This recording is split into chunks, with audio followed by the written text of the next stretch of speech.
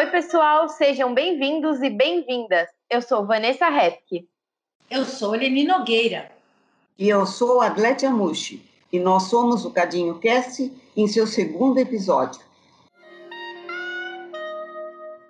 Hoje vamos seguir com o tema home office. Pouco usual no Brasil, o trabalho remoto foi imposto como medida de proteção aos trabalhadores e para reduzir as chances de contágio pelo novo coronavírus. Essa virada pegou muitas empresas e funcionários de surpresa. Inclusive nós mesmas. Com a entrada no ar do nosso primeiro episódio, recebemos elogios e críticas, essas sempre bem-vindas e necessárias para o aprimoramento de qualquer atividade. Uma delas diz respeito ao som. Verdade, gente, há muito que melhorar, mas, por enquanto, vocês terão que ter paciência porque, como quase todos vocês, trabalhamos em casa, sujeitas a sons externos, queda de energia e tudo mais que vocês, com certeza, já experimentaram. É isso mesmo, Adlete. Há quem acredite que o trabalho remoto veio para ficar. E para isso é preciso entender esse novo modelo de trabalho, que requer mudanças de paradigmas. E quem fala com a gente sobre os desafios desse novo cenário é Melina Alves, fundadora e CEO da Dux Coworkers, empresa de design de serviço de interação e de experiências.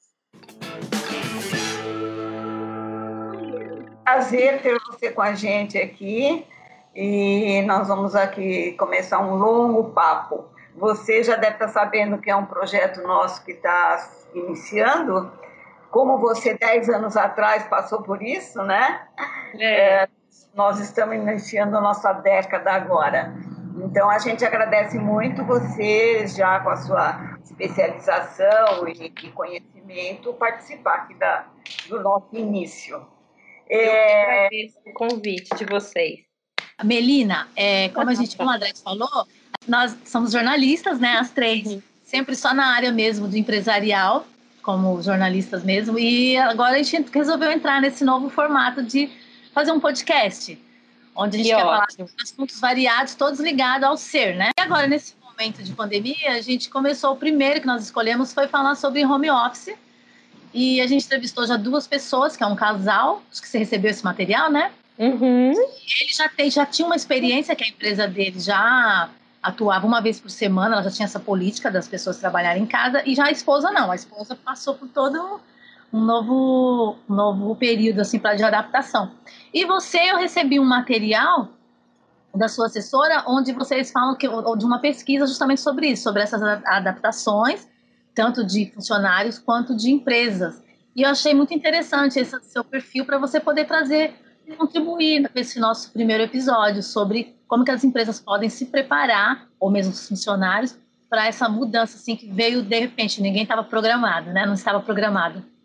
Antes de você começar, eu queria que você fizesse assim, uma introdução sobre a tua empresa e o que ela faz exatamente, assim, troca em miúdos para a gente, o que é que a tua empresa faz.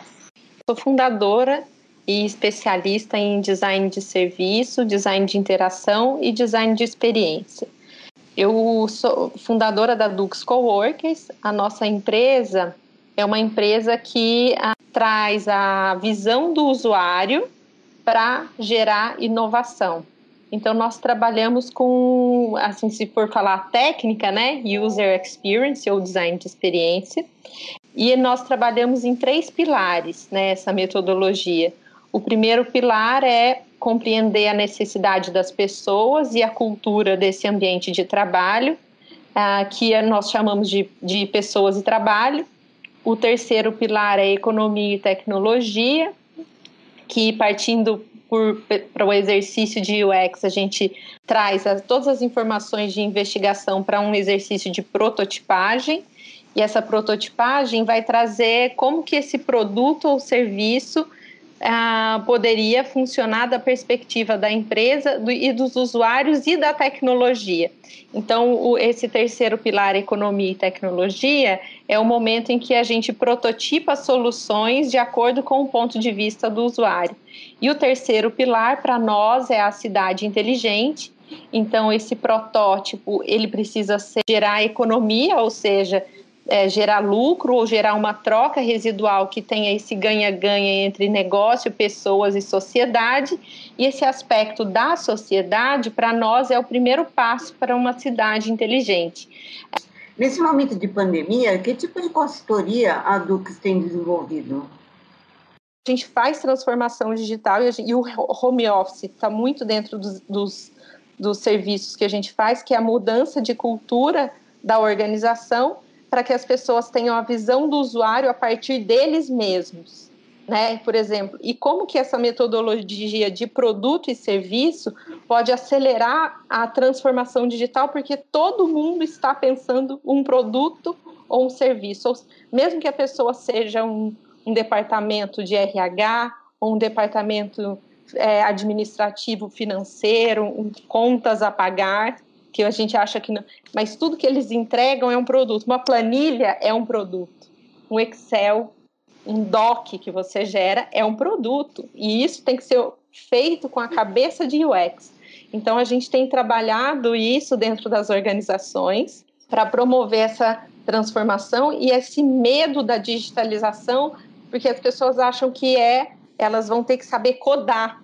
Foi isso que foi implementado na cabeça das pessoas com esse termo transformação digital, e com a maioria das palestras que a gente ouve a respeito de inovação, é como se as pessoas tivessem que aprender código, né? Aprender a ser um desenvolvedor ou ter que trabalhar em alguma área da tecnologia. E a gente vem para fazer uma quebra de paradigmas. Então, nosso serviço é cultura de UX. O trabalho remoto ainda é um sistema novo para muitas empresas. O que é preciso mudar? O que a gente pode falar assim, para as empresas, assim, algumas dicas, né, a respeito desse aculturamento? Home office não é cultura de trabalho remoto. Home office é uma flexibilidade da empresa em que o funcionário pode ter essa flexibilidade em alguns momentos, ir para um outro lugar e voltar para a sede quando a empresa pede. Cultura de trabalho remoto é a empresa nem se preocupar onde você está. A pessoa ter a liberdade de escolher onde ela quer estar, porque o compromisso maior é com o serviço, é com o trabalho. A não ser que você seja um profissional em que dentro do seu escopo de trabalho tem uma necessidade presencial. E isso é acordado antes, na contratação, no exercício do projeto. Então, muda um pouquinho o ponto de vista, né? E quem são as principais personagens nesse cenário para o bom funcionamento do sistema de trabalho à distância? A maneira como gerir pessoas. Um gestor de projeto eu falo dessa personalidade porque ele é importantíssimo. Se a empresa não tem gestor de projeto, não trabalha com essa figura, vamos falar cargos de liderança, que aí fica mais simples entender. Então, os cargos de liderança ou os cargos gerenciais, eles são cargos que precisam imediatamente, se a empresa quer ter essa cultura do trabalho remoto, esses são os influenciadores. Por quê? Porque ele vai passar reporte, ele vai julgar a produtividade, a relação de colaboração daquela equipe para os demais ou para o dono da empresa, ou enfim, né? Ele que vai fazer um pouco dessa ponte entre produtividade e cronograma, né? A relação da cronograma, e ele também vai ser um influenciador de cultura, né? Porque ele faz a união dos times ali. Se não existe essa pessoa, vamos colocar todos nós dentro dessa condição. Eu faço esse exercício, porque isso existe muito em culturas verticais, né, de projeto. Cultura horizontal, todo mundo é autorresponsável pela sua entrega, ou em células muito pequenas de trabalho, talvez não seria necessário essa figura, né, necessariamente. Então, vamos pensar que todos nós deveríamos olhar o nosso par com mais empatia no exercício do trabalho remoto. Como, por exemplo, eu não vou julgar pelo que a roupa que ela está vestindo, porque isso já não é mais necessário, né? Eu não vou julgar pelo cenário que está atrás, se ela está no quarto dela, se ela está na cozinha, isso não importa. Então, há várias características que muito do trabalho presencial, muitas empresas têm código de uso de roupa, tem uma série de códigos que a gente leva para assim, agora o ambiente de trabalho é assim, e que no ambiente de trabalho remoto, você tem que olhar mais o ser humano e o que ele está te entregando, é o que ele fala, Então, tudo isso se torna desnecessário. E o gestor não pode vir com uma visão deturpada sobre isso e que acaba influenciando na maneira como o time vai crescer ou desenvolver dentro da empresa. Então, tem uma relação, se o gato passa na frente do computador, se o filho chega, e esse tipo de coisa tem que ser irrelevante no exercício do projeto. Não tem que ser algo que vai pontuar negativamente para a pessoa porque ela não soube ter uma conduta, sabe? Porque você está no ambiente dela, a casa dela e o lugar dela é um lugar que ela convive com o trabalho. Então, está tudo bem. Então, Melina, esse lance que você acabou de falar agora, eu e as meninas, você me permite falar meninas, né, por causa da diferença de idade, eu e as meninas discutimos isso anteriormente, de uma coisa que eu particularmente tenho notado muito na televisão, que para nós jornalistas era um grande tabu você entrevistar que não fosse pessoalmente, até por telefone era desagradável e tudo, né? E existia aquele mito da pessoa, da individualidade da pessoa. Isso aí a gente tem visto em todos os jornais da televisão, caiu totalmente por terra. Então, eu até comentei com elas, outro dia eu estava ouvindo o Gabeira falando na Globo News, e ele estava lá falando um assunto sério, né? De repente a gata dele, grávida, uma gata amarela, grávida, passou assim por ele e tal. Então, a tua atenção, que em jornalismo isso é um ruído, né?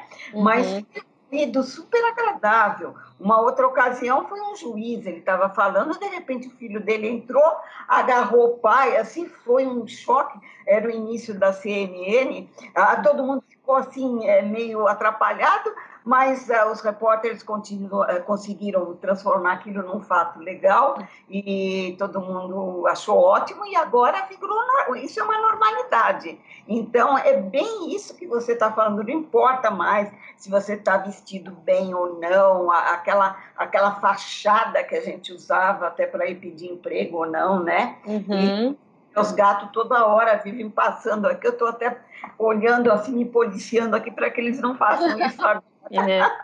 A pandemia, ela acelerou muito, né, todo esse processo. Então, empresas que já estavam começando a criar ou empresas que nem pensavam em fazer, de repente se viram no meio e tem que mandar todos os funcionários para casa. Não é uma vez por semana, não é rodízio, todos os funcionários para casa. Então, essa é a maior dificuldade desse momento, principalmente para empresas que têm essa rigidez, né? De que o funcionário tem que estar ali sob o jugo do chefe, porque senão acha que não vai render. Então, esse é o novo. E como vocês estão trabalhando com isso? Porque, como você falou, vocês criam essa cultura. Não, agora as empresas devem estar vindo atrás de vocês para o que a gente faz, né?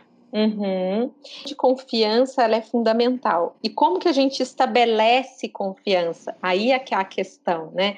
Porque imagina você e não vê muito a pessoa, né? Você não vê muito a pessoa, você tem que confiar que ela vai entregar. E se ela tiver um fuso horário ainda diferente do seu, então você ainda tem que ter uma gestão de projeto, cronograma, gestão de tempo, considerando talvez um fuso horário diferente, e pode ser que ela fale uma língua diferente de você. Então, ainda tem a questão cultural, que está através da língua, que é assimilar a informação, e ao mesmo tempo da cultura, porque pode ser que alguém não seja do mesmo local que você é. Ô Melina, como as empresas estão respondendo a isso? A empresa, se ela não tiver um exercício, uma rotina de um compromisso muito firme em promover essa cultura a partir de conteúdo, de curso, de palestra, de treinamento, de conversa, né? Uma das principais premissas para estabelecer essa confiança por parte da empresa é que ela tenha comunicados claros. Então, gestão de conhecimento, a gente está falando de gestão de conhecimento, acesso, permitir o acesso a informações para que a pessoa possa ter o tempo de aprender e se autocolocar na situação de aprendizado, que ela tem acesso a isso, né? No cafezinho, no ambiente presencial, você aprende que você toma um cafezinho, vem cá, você que está fazendo isso, me conta um pouquinho como é isso, né? A pessoa já vai fazendo um pouco do aprendizado sobre a cultura organizacional, as regras da empresa, a relação até de estabelecer confiança, né? Porque você dá um sorriso, você fala, essa pessoa me parece simpática, essa aqui tem meu jeito, essa aqui... Então, você vai começando a criar signos. Então, o primeiro ponto é gestão de conhecimento e uma cultura de networking interno. Isso por parte da empresa. E por parte do funcionário, aí a gente vem com cultura de UX. Por parte do funcionário e das pessoas que estão trabalhando, elas...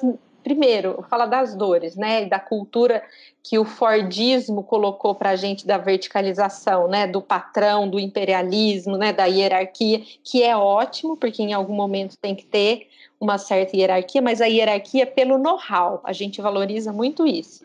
A hierarquia não é o cargo, a hierarquia é a competência. Quando a pessoa tem competência e você vê o quanto ela sabe, o quanto ela entende do que ela faz, essa pessoa assume a natureza da hierarquia. Então, no processo de horizontalização, a hierarquia é assumida pelo know-how e pela competência, e não pelo cargo. Então, e isso estabelece confiança. E, ao mesmo tempo, saber usar os canais de comunicação, saber se comunicar. As pessoas não sabem se comunicar, não sabem escrever, têm uma dificuldade e usam os canais inadequados para passar a informação, né? Então a gente vê assim o déficit que o funcionário tem, ele é um déficit que talvez não é só a empresa que tem o papel de cobrir. As pessoas precisam correr atrás, porque é um déficit social que nós temos por ter vivido anos em uma sociedade patriarcalista, em que a gente não tem o hábito de correr atrás das nossas tarefas, a gente tem o hábito de se apoiar ou num voo, quantas e quantas famílias a gente vê até essa relação financeira mesmo, né? Que não é uma soma, né? Fica uma dependência de um, de outro, né? A gente está sempre se apoiando em alguém. Se essa pessoa não te der a informação, eu não fiz, não chegou para mim a informação, eu não fiz. Sendo que ela, na condição e da inteligência e do know-how para entregar aquele serviço, ela tem que expor a condição do não fazer e os motivos de não fazer. E muito mais do que isso, tem que ser uma visão de promover solução. E quando eu falo de cultura de UX, isso está tudo dentro de investigação, prototipagem, teste e performance. Então, a gente trabalha dentro desses 4 momentos de exercício. Nesse momento, a adaptação às novas tecnologias pode ser um entrave para algumas pessoas, porque as pessoas, quando você está num ambiente de escritório, você tem ali um TI, você precisa, algumas coisas estão todas interligadas, você senta na sua mesa, vai e trabalha. Em casa, você tem que ter conhecimento, né, de tecnologias. Isso vai partir de quem? Da própria pessoa buscar dentro dessa questão da cultura, ou a empresa que tem que passar para o funcionário. E se isso pode ser um dos entraves para essa adaptação às novas tecnologias para o home office? Eu acho que tem que ter os dois, porque se a gente quer uma mudança cultural, o funcionário tem que ter também mais proatividade, né? A gente sabe que tudo está aí, todas as informações, quantos tutoriais não tem no YouTube, não tem, se ele tem um entrave com um Skype, ele talvez não tenha um entrave com o Google em fazer uma busca. Se ele tem um entrave total, nunca acessou nada de tecnologia, porque a gente também pode ter pessoas assim, né? Aí, nesse caso, a empresa tem que fazer essa sugestão. né, dar esse primeiro norte, esse primeiro caminho. Tudo que é novo gera muita dúvida, muita incerteza. Por exemplo, a gente não sabe bem se a chefia precisa de mais conhecimento ou se o funcionário precisa de mais conhecimento ou se os dois precisam. Você nota isso na sua visão? Quem precisa de mais treinamento, vamos dizer assim? Se são os chefes ou se são os funcionários? Eu vou ficar em cima do muro. Eu vou ficar em cima do muro. Acho que ambos precisam se adequar e manter essa rotina de tentar se adequar sempre a qualquer coisa, né? Hoje a gente viu o universo da digitalização, que é esse tema, né, voltado ao trabalho remoto, mas a gente tem que estar sempre aberto às mudanças, né? Cada vez que a gente assume a postura, eu acho que é muito mais a postura. A gente vê funcionários com postura de intolerância, com postura de não aprendizado e que também não querem flexibilizar. A própria lei treina o funcionário a ter uma mentalidade para não aprender, porque ele acha que ele está fazendo tarefa que não é dele, que não. Então, se a empresa também não estabelece uma cultura, não comunica claramente os objetivos dessa relação de aprendizado, infelizmente a gente tem aí por questão social, legal, o universo do trabalho, ele sempre foi um universo do mandei, você tem que fazer, sabe? Aquela coisa assim. O que fez com que a gente tenha uma visão também antagônica, patrão, chefe e funcionário, isso destrói a relação de aprendizado e a relação de cultura. Então, por isso que eu fiquei em cima do muro, porque enquanto a gente não romper essas barreiras, a gente não vai conseguir essa co-construção de confiança que gera o trabalho remoto, né? Porque a empresa também só vai se pertencer a esse universo quando ela também conseguir entender como gerar credibilidade, como conquistar essa confiança, porque senão ela também sempre vai ficar insegura para esse modelo, e ela vai achar que não é para ela, que é para outras empresas, mas não para o que eu faço, né? O que eu faço não cabe aqui nesse universo. Bom, você já trabalha com isso, já tem essa proposta de trabalho há 10 anos, né? Antes da pandemia não era comum a gente ter o home office ou o trabalho remoto, e agora isso, né, se tornou mais do que comum. Tornou uma necessidade e tudo mais. Você viu nesse tempo, antes e depois, ou antes e durante a pandemia, um conflito maior entre chefia e funcionários nessa questão de trabalho remoto? Vi. Vou ser bem honesta. Eu vi, assim, vou falar assim dos dois lados que eu vi, tá?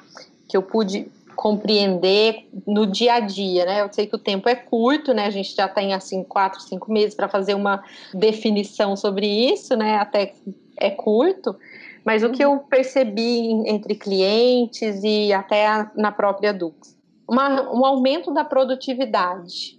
Teve um aumento da produtividade, considerando empresas que já estavam prevendo isso, né? Ou que tinham equipes que já faziam mais remoto, empresas não foram surpreendidas, que tinham já essa flexibilidade mesmo do home office, né? Então eu vi um aumento da produtividade, porque veio com medo de perder o emprego, infelizmente.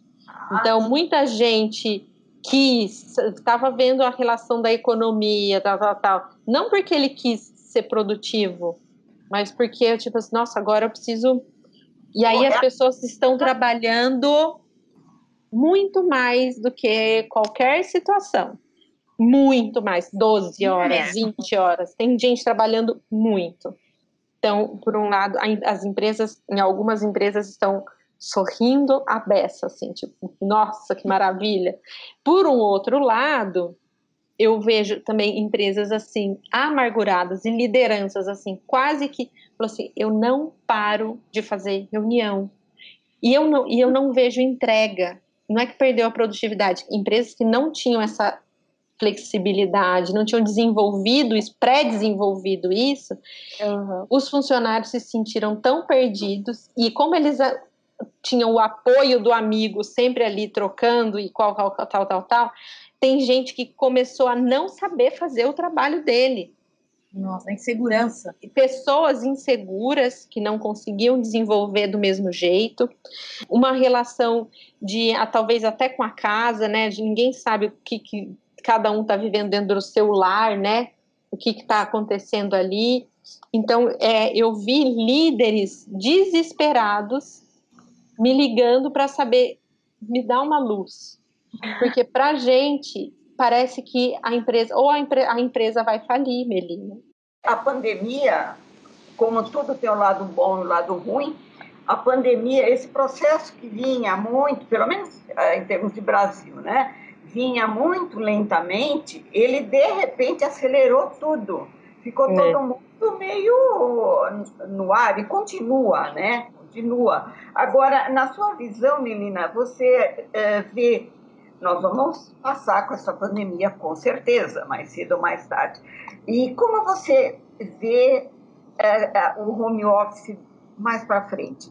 Ele vai voltar ao que era? Provavelmente não. Vai ser como está? Vai melhorar? Como é a sua visão de pós-pandemia? E eu acho que nesse caso a gente tem que se projetar além. Todas as empresas têm que fazer um exercício delas com essa visão do além, para entender quantidade de pessoas, relação de uso, que realmente quem precisa, quem não precisa estar, e talvez flexibilizar o estar. As empresas vão ter que se remodelar para o espaço, os funcionários se modelar para o trabalho, e eu acredito muito que ainda estamos exercitando o como fazer isso, sabe? E esse como ainda vai ser dentro do que é comum para... Eu estou vendo cada empresa como se fosse uma sociedade. Igual a gente fala, olha, não dá para olhar para a Europa e fazer igual na Europa. Muita gente fala, fazer aqui tem que ser... Tem, realmente. Às vezes aqui tem que ser mais ou não é, senão o povo não muda de conduta. Né? Se você não direciona, o pessoal fica em cima do muro, as pessoas não mudam de conduta. Então tem algumas questões. Eu acho que cada empresa vai ter que se... buscar o seu modelo, né? Buscar o seu modelo. É muito provável que o trabalho remoto, pós-pandemia ou não, ele chegou para ficar e ele vai acabar se universalizando, né? Porque as pessoas perceberam, realmente acabou aquele tabu, aquele mito. Então, eu vejo que a tendência realmente vai ser universalizar. Agora, essa universalização vai mexer muito com a inter-relação dos colegas de trabalho, né? Porque nós agora estamos pegando aquela fase do meio, que a gente já se conhecia, cada um vai para a tua casa, mas a gente continua no WhatsApp. Só que vai chegar uma época que as pessoas só vão se conhecer mesmo assim, né? Virtualmente. Como você vê essa parte interpessoal entre os funcionários? Essa é uma questão da pandemia e não desse futuro de digitalização, porque eu vejo assim, se a gente for trazer para o tema da transformação digital, dessa cultura, que a World Wide Web, quando foi criada, e a gente está vivendo muito essa cultura, ela foi criada para ser um ambiente de compartilhamento, de desenvolvimento aberto de inteligência, onde um pode pegar do outro, desde que o outro seja honrado, né, com o que ele fez. Tipo, eu menciono o que a pessoa fez, mas eu posso copiar em cima disso e cocriar e fazer uma outra coisa, que é o que a gente está vivendo hoje, mas isso foi criado com a internet, com essa tecnologia que a gente vive hoje. A gente está trazendo essa cultura da internet para as nossas relações de trabalho, para as nossas relações sociais. Essa relação, eu acho que ela é dolorosa quando a gente não consegue ter o contato humano. E o motivo de não ter o contato humano não é o desejo das pessoas, é a pandemia, é uma doença. Eu acho que essa é a questão. A relação do trabalho remoto, quando ela é uma escolha, né? E quando fizer o exercício, isso é o melhor dos mundos, né? Você poder ter a flexibilidade de morar, de estar, de educar seu filho na sociedade que você acha que é melhor para ele, no ambiente que é melhor para ele, que você, como pessoa, pode gerar economia e produzir. Então você não precisa estar em São Paulo para trabalhar em São Paulo, você pode ir para o interior e assim você pode até melhorar a sua renda, porque você tem condições de ter uma vida mais simples em outro lugar e com o mesmo valor. Então, essa flexibilidade dá para as pessoas uma felicidade muito grande, né? Porque o fato de fazer escolhas gera para nós humanos essa alegria, né? Porque você não está preso, você não tem aquela sensação de prisão.